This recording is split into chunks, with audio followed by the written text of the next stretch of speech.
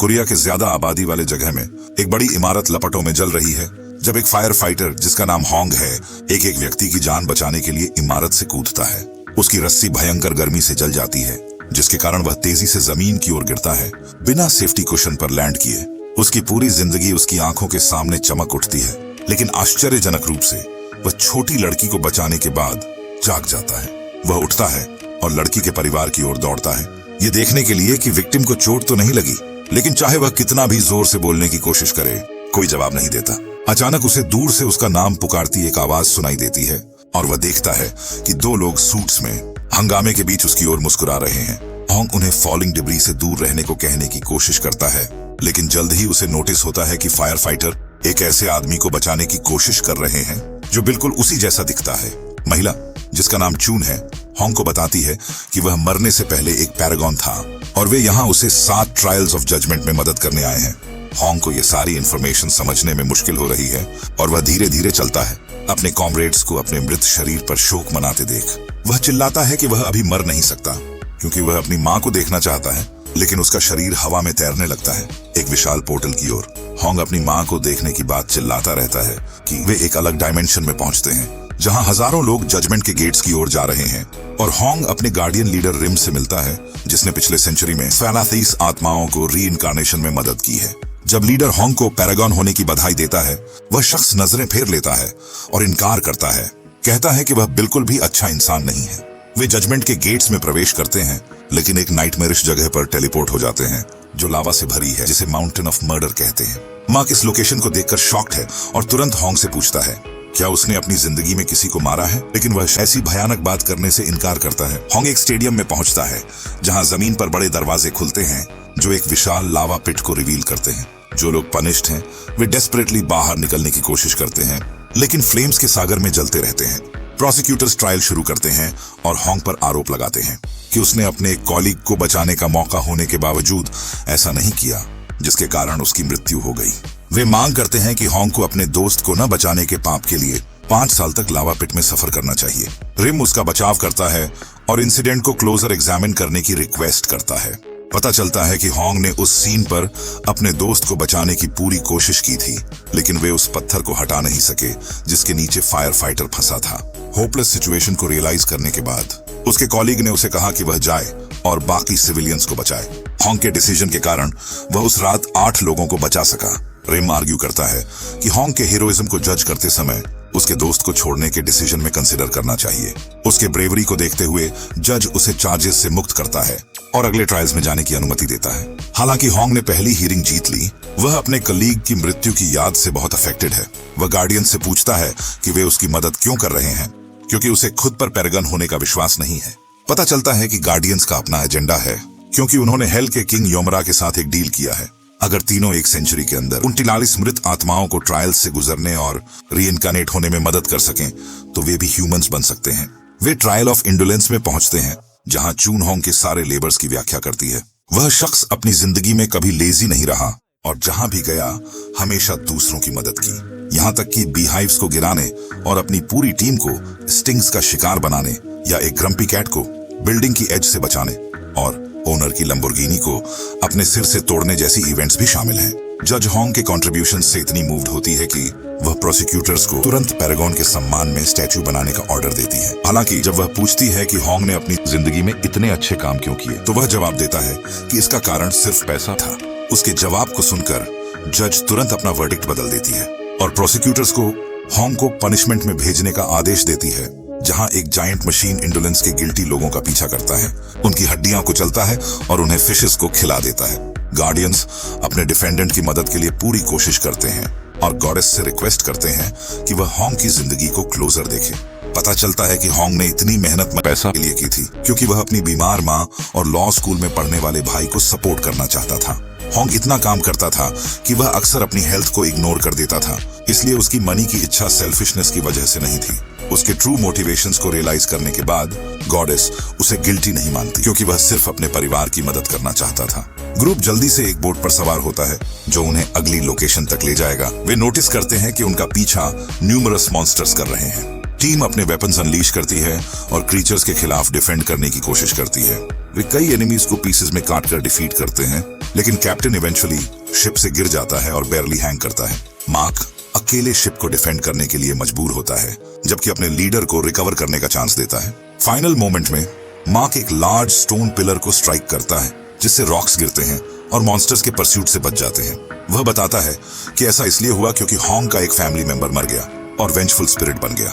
Future में monsters के pursuit को रोकने के लिए रिम हॉन्ग के परिवार से मिलने का डिसाइड करता है ताकि ट्रूथ का पता लगाए। वह हॉन्ग के रेजिडेंस पर जाता है और नोटिस करता है कि माँ क्लियरली अलाइव है।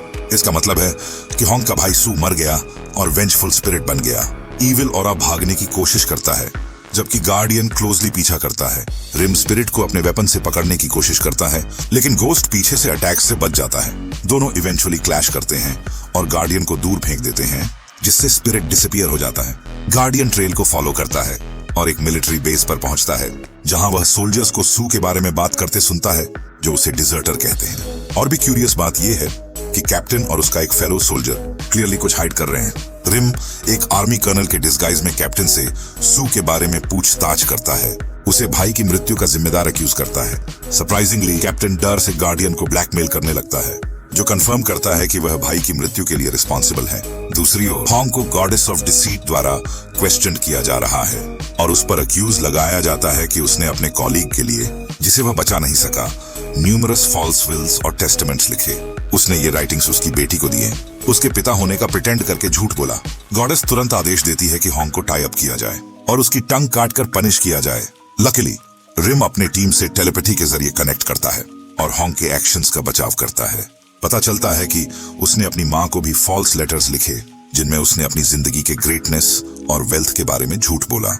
रिम आर्ग्यू करता है कि ये सब उन लोगों को कंफर्ट देने की कोशिश थी जिनकी वह केयर करता था, ताकि उन्हें रियलिटी से होप मिले। हॉन्ग के इंटेंशंस को रियलाइज करने के बाद डीटी उसे फॉरगिव करती है, क्योंकि उसका इरादा कभी हार्म करने का नहीं था। ट्रायल के बाद रिम हॉन्ग को झूठ बोलता है और कहता है कि उसका परिवार ठीक है, लेकिन टीम को जल्दी ट्रूथ बताता है सू के बारे में। रिम टाइम में बैक जाता है ताकि सू की मृत्यु की रात को देख सके और रियलाइज करता है कि उसके कॉमरेड डोंग ने एक्सीडेंटली सेफ्टी ऑफ करके उसे गोली मार दी। डोंग ने तुरंत कैप्टन को कॉल किया और डाइंग मैन को बचाने की बजाय सोल्जर ने सू को बेरी कर एविडेंस हाइड करने का डिसाइड किया, ताकि उसका प्रमोशन सॉइल्ड ना हो।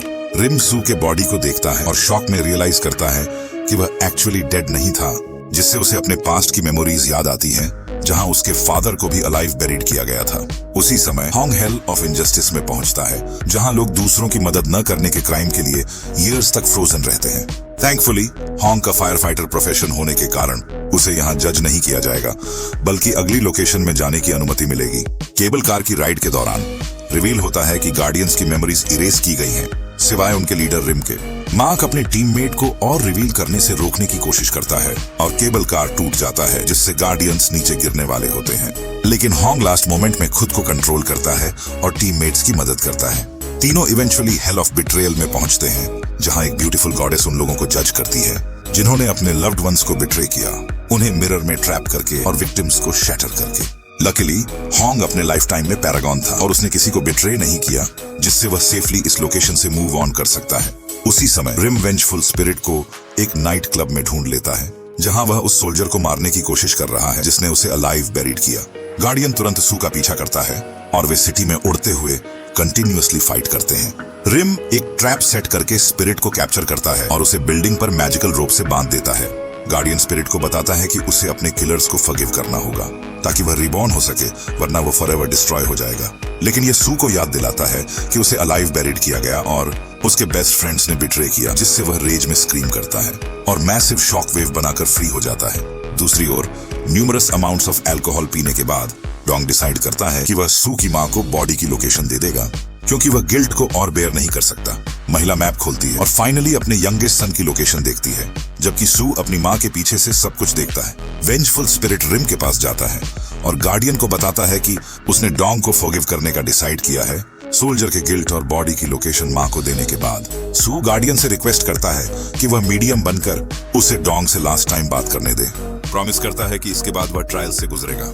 स्पिरिट हॉन्ग के जरिए बात करता है और सोल्जर को बताता है कि वह उसे फॉरगिव करता है और पास्ट की चीजों पर न्यू टीयर्स वेस्ट न करने को कहता है। उधर हॉन्ग हेल ऑफ वायलेंस में पहुंचता है और एक जायंट होल देखता है जिसमें उन्हें ट्रायल्स तक पहुंचने के लिए जंप करना है। वह मैसिव ओपनिंग में गिरता है और एक जायंट रॉक से टकराता है, लेकिन मार्क अपने टीममेट को कैच करता है और हॉन्ग के पास लैंड करता है। हालांकि हॉन्ग उन दोनों की ओर स्लाइड करता है और एक्सीडेंटली उन्हें नॉक कर देता है, जिससे वे फिर से बॉटम की ओर फ्री फॉल करते हैं। मक दोनों की ओर रश करता है, जबकि हॉन्ग लड़की को ग्रैब करता है और उसे क्रैश से बचाने की कोशिश करता है, जैसा कि उसने मरने से पहले किया था। सरप्राइजिंगली उनकी फॉल लास्ट मोमेंट में रुक जाती है। ट्रायल ऑफ वायलेंस शुरू होता है और प्रोसिक्यूटर्स हॉन्ग पर अक्यूज लगाते हैं कि उसने हाई स्कूल में अपने भाई को पीटा। ये एक्शन खास तौर पर अनफॉरगिवेबल थी, क्योंकि उस समय यंग बॉय माल न्यूट्रिशन से सफरिंग था, क्योंकि उनका परिवार बहुत पुअर था। वास्तव में हॉन्ग ने फाइट के बाद कभी फॉरगिवनेस नहीं मांगा, क्योंकि वह अगले दिन ही घर से भाग गया, कभी वापस नहीं लौटा।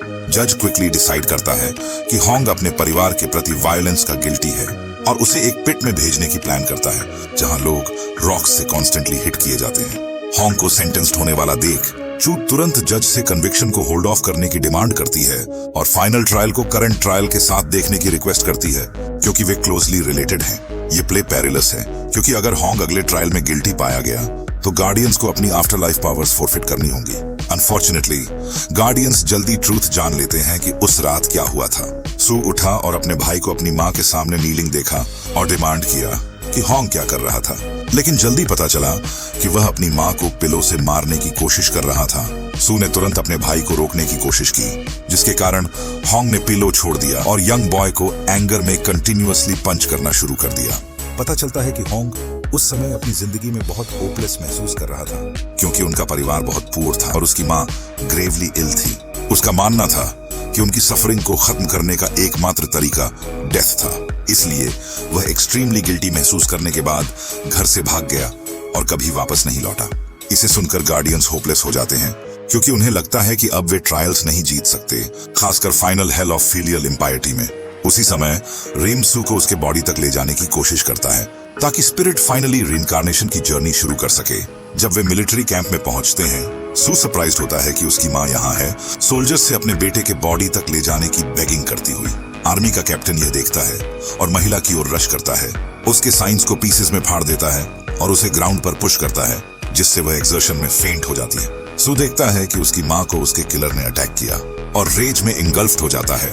फिर से वेंजफुल स्पिरिट बन जाता है। वह रिस्ट्रेंट से फ्री हो जाता है और गार्डियन को ग्रैब करता है, उसे ट्रेमेंडस फोर्स से दूर फेंक देता है। सू का फ्यूरी इतना इंटेंस हो जाता है कि वह जायंट टॉर्नेडो में बदल जाता है, एरिया के सभी सोल्जर्स को इनगल्फ करता है और आफ्टर लाइफ का गेटवे खोल देता है। वेंजफुल स्पिरिट सब कुछ टॉस करता है और मैसिव केओस क्रिएट करता है, जबकि रिम डेस्परेटली सभी लोगों को बचाने की कोशिश करता है। लकीली मैक लिविंग वर्ल्ड में पोर्टल के जरिए चार्ज करता है और सुपर लॉन्च करता है, जायंट स्टैचू को ब्रेक करता है और एनिमी को स्टन करता है। रिम चांस लेता है और चार्ज करता है, सू को मैजिकल रोप से कैप्चर करता है और रैम्पेज को फाइनली रोक देता है। उधर हॉन्ग का ट्रायल शुरू होता है, जब किंग योमरा स्वयं केस का जज बनने का डिसाइड करता है। डेटी हॉन्ग पर अक्यूज लगाता है कि उसने अपनी माँ को जान से मारने करने की कोशिश की और डेस्परेट टाइम में अपने भाई का पिटा टिप। किंग ये भी रिवील करता है कि हॉन्ग की माँ को अपने बेटे की मर्डर अटेम्प्ट के बारे में पता था, लेकिन उसने साइलेंस रखा और सारी ट्रेजेडी को अपने हार्ट में रखा, जो हॉन्ग के क्राइम को और वर्स बनाता है। डीटी कंक्लूड करता है कि हॉन्ग को इस हेल में फॉरएवर पनिश किया जाएगा, क्योंकि उसने उस व्यक्ति को मारने की कोशिश की जिसने उसे लाइफ दी। अचानक पूरा रेल्म शेकिंग शुरू हो जाता है, जब एक वॉइस हॉन्ग की माँ से बोलने लगती है। पता चलता है कि रिम ने अपनी पावर का इस्तेमाल करके सू को अपनी माँ से ड्रीम में बात करने की अनुमति दी है और बेटा अपने भाई के लिए अपोलोजाइज करता है। सू माँ को बताता है कि हॉन्ग ने उस रात के बाद 15 साल तक नॉन स्टॉप काम किया ताकि उनका सपोर्ट कर सके गिल्ट महसूस करने के बाद। सरप्राइजिंगली माँ रिवील करती है कि उसने अपने बेटे को बहुत पहले फॉरगिव कर दिया था और खुद अपोलोजाइज करती है कि वह अपने बच्चों के लिए प्रोवाइड नहीं कर सकी।